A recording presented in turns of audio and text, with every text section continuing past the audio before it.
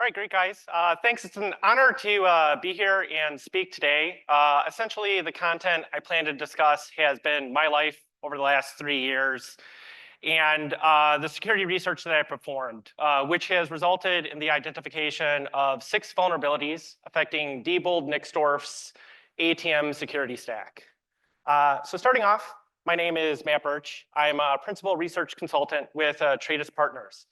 And I'm most commonly known for some of my MFA bypass tooling affecting various MDM solutions. And during the course of this research, I have also had the opportunity of conducting expert testimony in several ATM lawsuits, as well as examining cartel-designed ATM black box devices. For today's agenda, I plan to do a brief introduction of the ATM industry and then introduce Vynamic Security, Diebold's proprietary ATM security stack. We'll then dive a little bit deeper into the pre-boot authorization process provided in Vynamic Security, and then we'll play a little bit of cat and mouse. So let's take a look at the industry. The market is essentially divided into 2 classes of systems. There are consumer financial grade platforms. The consumer grade platforms are the ones that we commonly see, gas stations, grocery stores.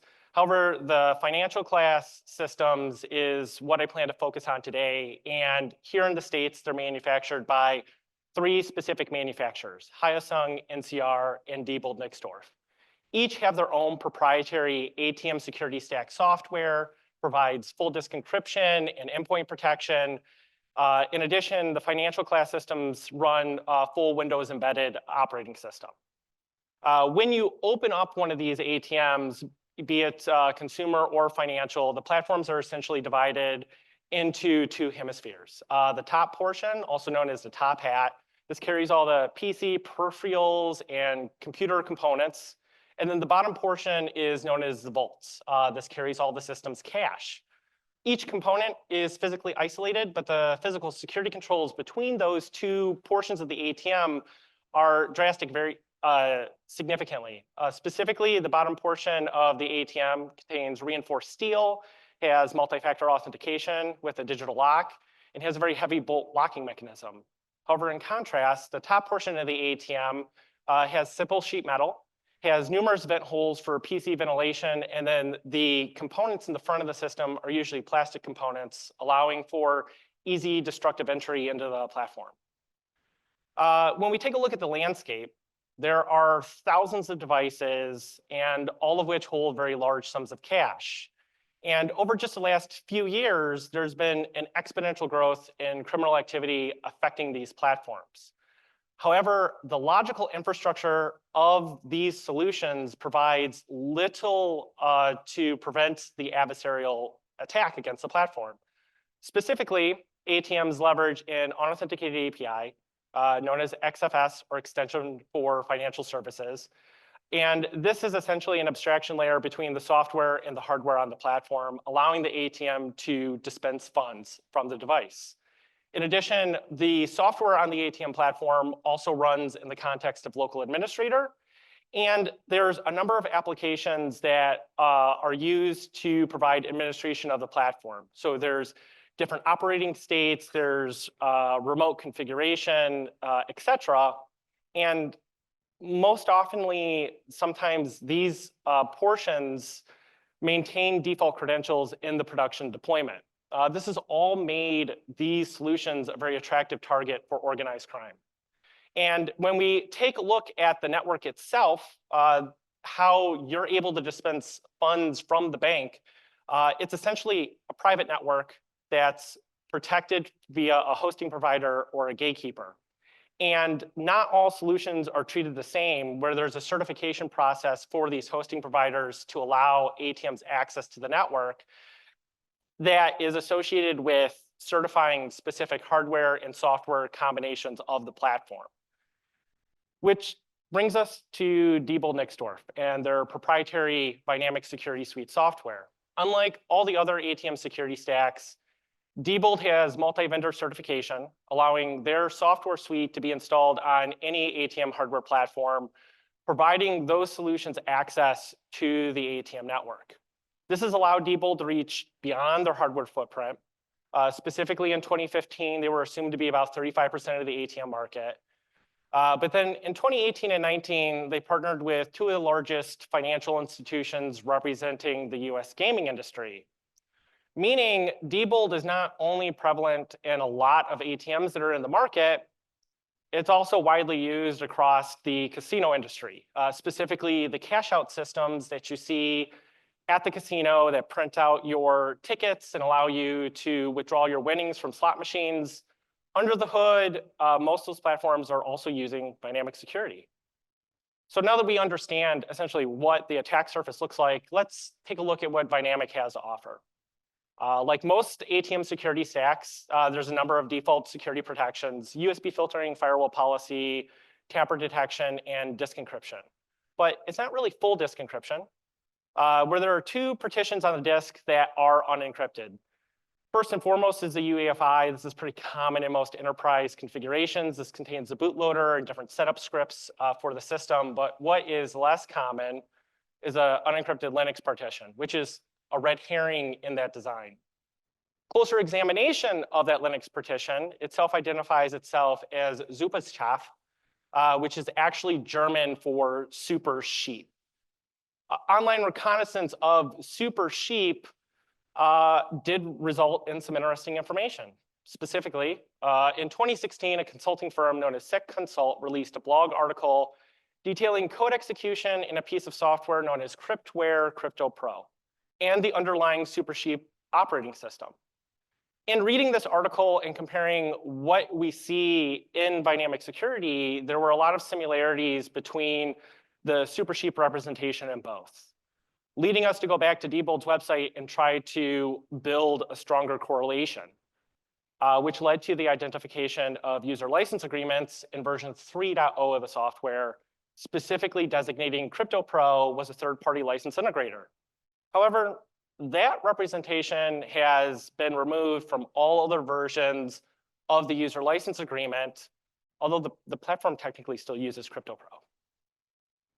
So who is CryptoPro? It's a cryptographic spinoff. They started in 2002. It's a small European company with the goal of enhancing Microsoft's BitLocker and introducing a pre-boot authorization process. Today, the organization is represented across numerous countries, and each representation of the company has a significantly different online and domain presence, completely different marketing materials and representation of their product, but they all share one thing in common, and those are the physical facility addresses which link them back together. Despite this suspicious online presence, they have about 5,000 licenses sold, or 500,000 licenses sold, and they also designate that employees love their encryption strategy. Fair enough. Let's dive a little bit deeper into how that actually works. So Vynamic security leverages a dual boot architecture, specifically from UEFI. The first operating system is Linux or Supersheep. This performs some black magic against the disk, shuts down, goes back into UEFI. If everything was completed successfully, it then launches Windows. Windows performs an auto logon into the administrator, bootstraps the rest of the ATM software, system comes up and is fully operational.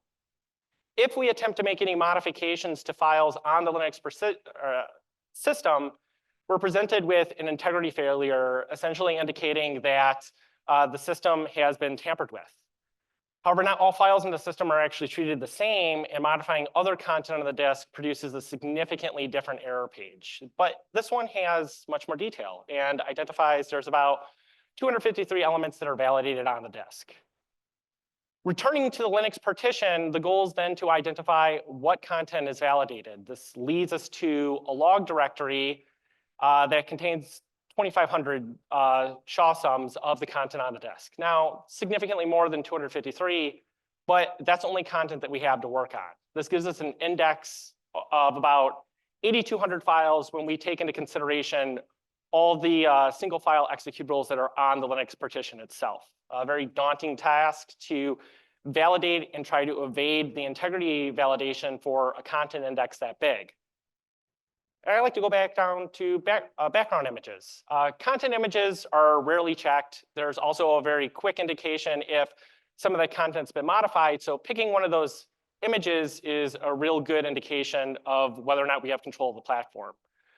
Randomly selecting one of the files, specifically one of the ones that are located in the Linux partition, rebooting the system during the initialization process, we're able to get our modified background, which indicates that the pre-boot authorization process is not completely infallible and there is a way to evade the system controls. Specifically, using this modified background image, we're able to map out the pre-boot authorization process, which is carried out across 2 phases. Phase 1 is conducted via UEFI, where the 253 elements on the disk are validated. Upon successfully completing that, the Linux operating system is then initialized, which will scan the additional 2,500 files. That is then used as a measurement to unlock the TPM and recover the disk encryption key.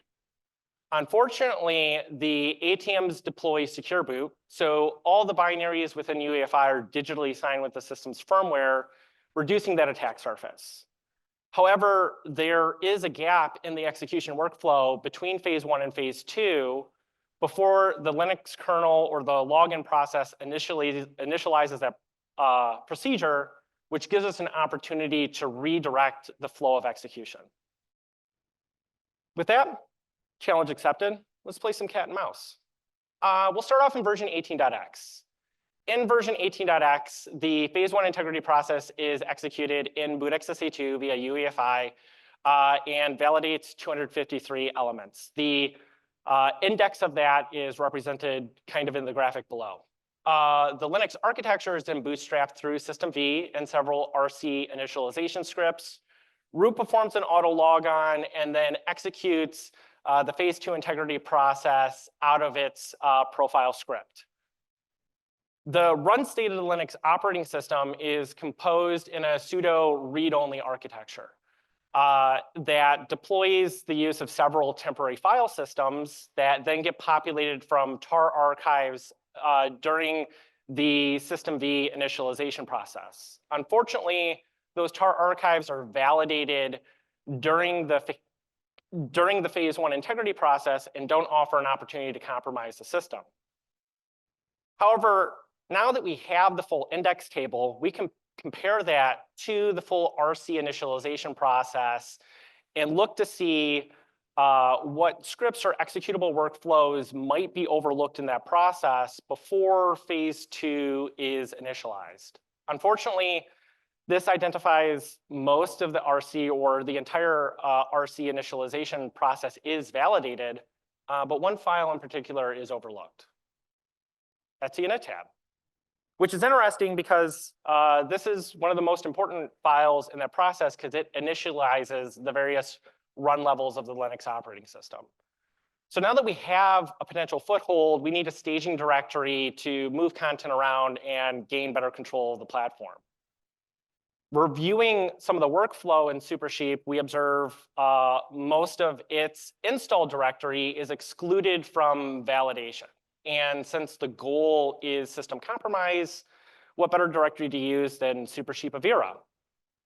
So with that, all we have to do is clone the RC initialization process to our safe directory, patch global variables. We inject proof of concept to the call to X, and then initialize our new modified run level 3 from etc init tab.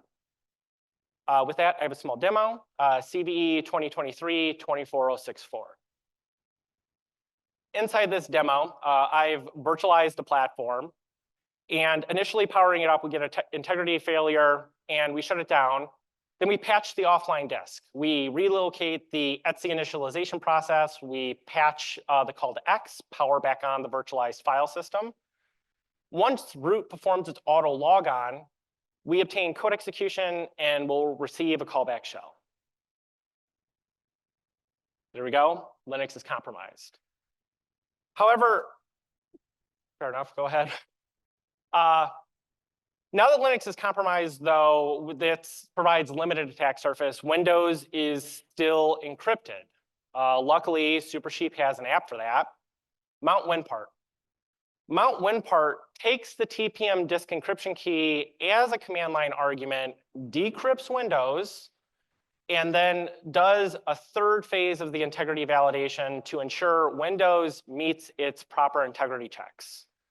In order to recover that disk encryption key, all we have to do is resume the integrity process, monitor proc command line, and we're able to recover the key.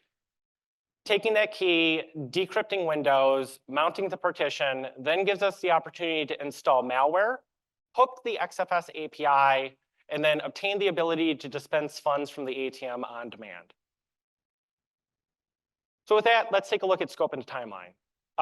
When this vulnerability was identified in December of 21, it was observed to essentially only impact version 18.x of the software, and at that point in time, that piece of software was end-of-lifed.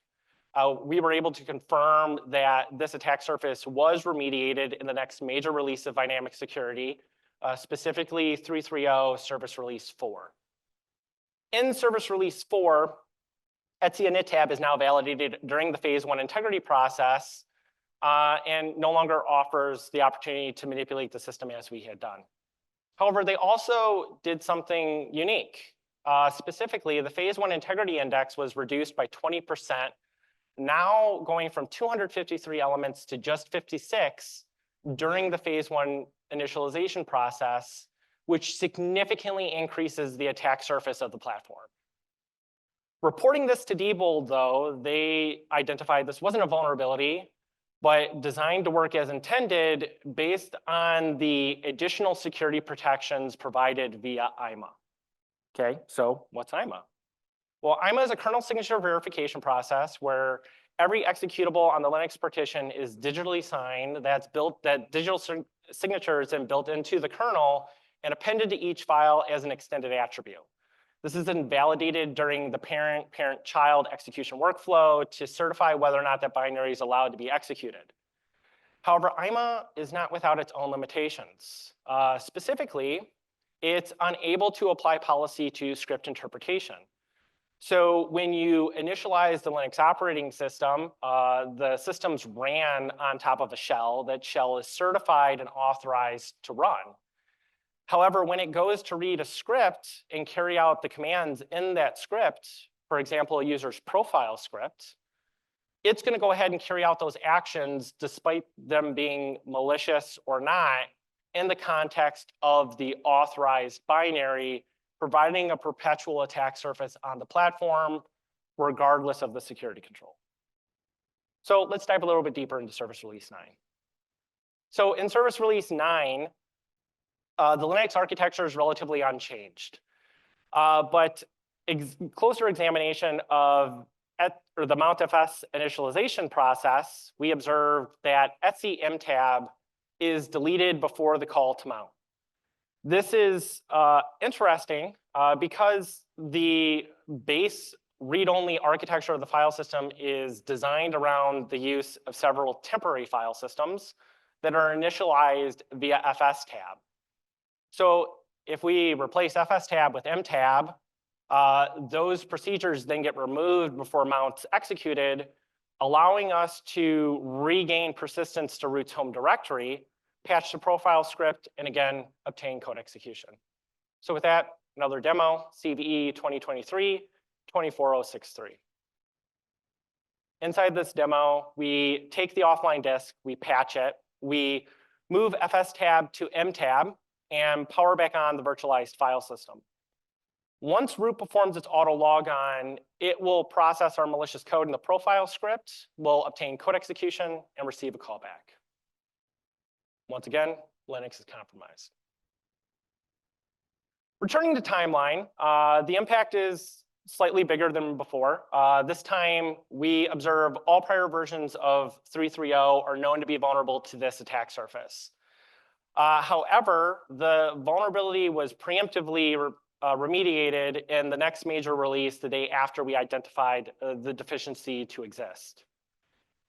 In Service Release 10, this attack surface was mitigated by the removal of the delete call to Etsy mtab in the mountfs initialization script. So we no longer have the ability to remove fstab. So let's carry on in Service Release 10. So in service release 10, Etienne tab is validated, mtab does nothing, but the architecture is still built around these temporary file systems. And closer examination to the logic within mount, there's some interesting default behavior with how mount works. Specifically, if you call mount against a directory that's already been used as a previous mount point, that call to mount will fail. Since this is Linux, what's the default mount point in every Linux initialization? The root fs. So if we flatten the file system and link root, temp, and var to the root file system itself, the call to mount fails, and we then regain persistence to root's profile script. For that, here's CVE 2023-24062. Inside this demo, we take the system, we patch the offline disk, we flatten it, and power back on the virtualized system. Once root performs its auto logon, we'll again obtain code execution and receive our callback shell.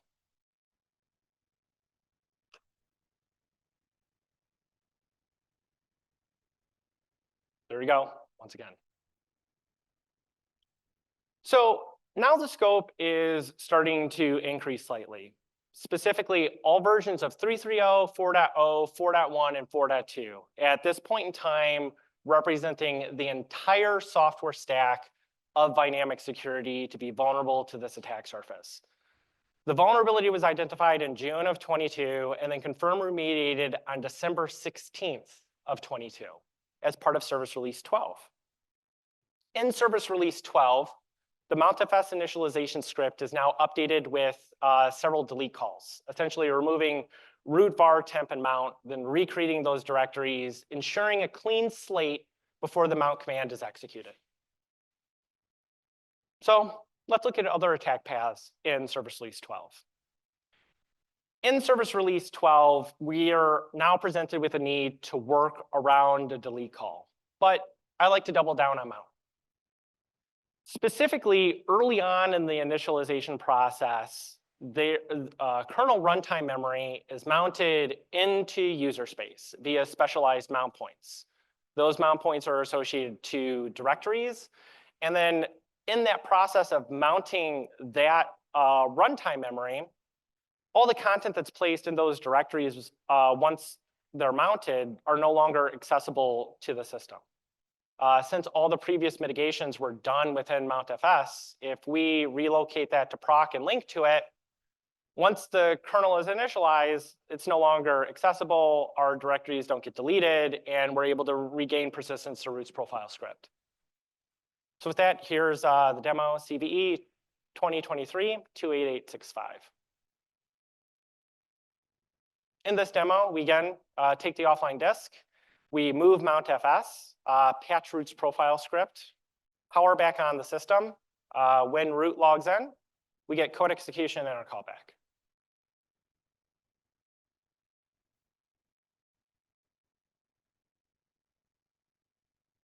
There we go. Again, when we return to scope and timeline on this attack surface, it is also observed to impact the entire fleet of Vynamic security. All versions of 3.3.0, 4.0, 4.1, and 4.2 are known to be vulnerable. This attack surface was identified just a couple days after the previous remediation confirmation on December 19th, and then confirmed to be patched and remediated in February of 23 as part of service release 15.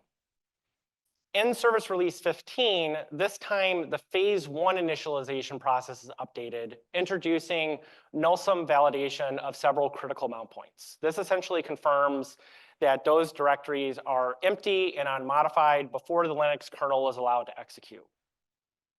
So let's look at service release 15. At this point in the investigation process, the mitigation strategy is starting to become, very complicated. And in the implementation of complicated defensive controls, it increases the likelihood that something is usually overlooked or there's an unforeseen attack path. But in order to identify that, we need to have a good understanding of how those controls are implemented. So in this configuration, if we create a file or we create a symlink to a known file, those all produces a hash sum and the integrity process fails. However, creating a directory or a tree of empty directories all produce a null hash sum and the system's allowed to boot, which is interesting because in both scenarios an inode is generated.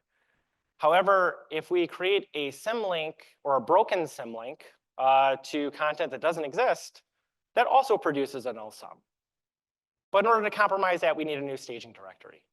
And in order to identify that, we return to the previous attack surface and look to locate a directory architecture that's initialized once the Linux kernel is started, but doesn't actually exist on the offline disk, essentially allowing us to establish a transversal link that will conditionally change its state during the initialization process. Doesn't actually take us long, and we locate dev block. Dev block is actually a special mount point associated to the block device of itself and observed to be relevant in all versions of Vynamic security, allowing a very good foundation for persistence. So with that, we just move our directories to a new location, symlink those via the transversal point. Offline during UEFI validation, the symlink will be broken, producing a null sum. Once the Linux kernel is initialized, the link becomes active, and we're able to regain persistence to our profile script. With that, here's CVE 2023-33206. Again, we take the offline disk, we patch it, we relocate the root home directory to our secondary location and establish a transversal symlink.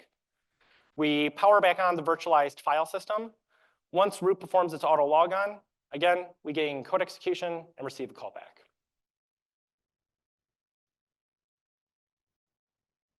Once again, compromised. This time, it's starting to become a little bit redundant when we go back to the scope and the timeline. Again, all versions of 3.3.0, 4.0, 4.1, 4.2, and now 4.3 are vulnerable to this attack surface. The vulnerability was identified in April of 23 and then confirmed remediated in July of 23 as part of Service Release 16. In Service Release 16, the phase 1 integrity process is upgraded again. This time, it's doing symlink validation to assert whether or not there's any broken links during the initialization process. If this is observed, the system fails to boot, eliminating the previous attack surface. In addition, they also walk back the remediation strategies that they've done within MountFS. Although this doesn't really reintroduce that attack surface, but it is an interesting strategy in defense in control or defense in depth when you take previous mitigations and remove them in favor of new enhancements. Just interesting. So at this point, let's look at Service Release 16. In Service Release 16, we're now up against some pretty strong mitigation strategies. We have null sum validation, we have symlink validation. However, the architecture is still based around hash sum identification. And a closer examination of that is what doesn't change a file's hash sum? Its attributes. So if we remove execute permissions from something, it still calculates the exact same hash sum, but how that file is interpreted is different. So if we just remove the execute permissions of IMA, we disable the entire security architecture of Vynamic security and obtain the ability to execute any unsigned code that we want. So with that, here's CVE 2023-40261. Again, we take the offline disk, remove the execution of IMA, obtain the ability to execute anything that we want, power back on the system. Once root performs its auto logon, we receive code execution and our callback.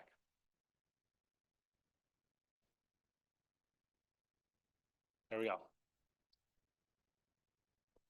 Again, returning to the scope and the timeline, all prior versions of 3.3.0, 4.1, 4.2, 4.3, the entire software stack of Vynamic security, again, compromised by this attack surface. Vulnerability was identified in July of 23, And I've been informed from Diebold it is patched as part of service release 17. In addition, the footprint that I was performing the research on, 3.3.0, is designated to be end of life at the end of December last year. So in conclusion, I guess, need defense? So during this talk, I've been able to demonstrate that I'm able to compromise the entire software stack of a major ATM manufacturer. Not only that, but the attack surface is recursive, where there are new vulnerabilities that are identified on patch releases have a high likelihood of compromising the entire stack of the software suite itself. And although these issues have been patched, there's still an existing risk against the platform because Linux is unencrypted and it's going to be a constant cat and mouse game to protect that architecture. And because of that, I'd like to introduce some of the following mitigation strategies. Specifically, Diebold would like me to mention that you should patch your platform. I think that goes without saying. But you should upgrade to the latest patch release of whatever major version that you happen to be running. What I would like to reflect on is that this security research has actually had positive impact against the industry. As a result of this performing the responsible disclosure with Diebold, as of April this year, they have released Vynamic Security version 4.4, which now offers full encryption of the Linux partition, significantly reducing this attack surface. In addition, we've been able to identify a configuration option introduced starting in version 4.0 of the software stack, enable signature check. Disabling this feature prevents the TPM disk encryption key from being handed to Mount Wimpart, which also significantly reduces the attack surface of the platform. What I would like to recommend is there's also the alternative to replace the full disk encryption solution of Vynamic Security with an industry-recognized architecture such as Microsoft's BitLocker. In addition to that, there's several secondary actions that can be done, specifically monitor for malicious top hat entry. I think that goes without saying. Systems shouldn't be opened without authorized access. Disable any of the USB ports that aren't being used or that aren't protected. And then a lot of ATMs are designed with thumb screws on the hard drive slot itself. There's actually no reason why an ATM's hard drive should be easily removed from the top hat. So those should be locked down, and additional controls should be placed around protection of the hard drive. It shouldn't be easily removable. With that, I'd like to thank all you guys for coming here, listening to me talk. It's been a pleasure. These are my socials, and I think I still have a few minutes for any questions.